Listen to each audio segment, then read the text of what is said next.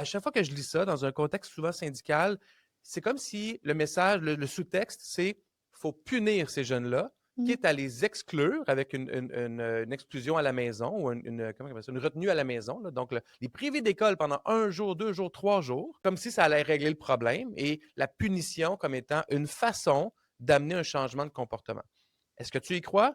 Mais Sinon, on non, ferait quoi? là, si on regarde les neurosciences affectives, c'est très clair, ça ne fonctionne pas, l'enfant, il ne comprend pas. C'est-à-dire qu'on va apposer un geste punitif face à quelque chose qu'il a mis en place, mais sans reprendre les choses. Puis le problème de ça, moi, j'ai des cocos qui sont régulièrement mis à l'écart du groupe par rapport à cela. Puis j'ai découvert, et il y a des parents qui ont découvert que leur enfant passait les cours de récréation dans un gymnase, tout seul, assis sur une chaise, sans rien.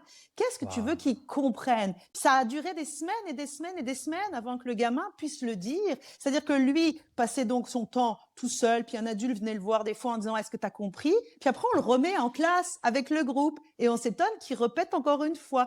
Ça ne fait pas de sens. Non, non, cette idée de punition par l'exclusion du groupe, il faut reprendre effectivement avec l'enfant, puis il faut comprendre, c'est toujours pareil. Qu'est-ce qu'il y a derrière le comportement? On dit, oui, c'est des petits enfants monstrueux, mais un enfant monstrueux, ça n'existe pas. On ne naît pas Non. monstrueux. On développe des comportements parce qu'on est anxieux, parce que oui, on n'a pas de cadre peut-être et de limite, parce qu'on vit soi-même des violences à la maison.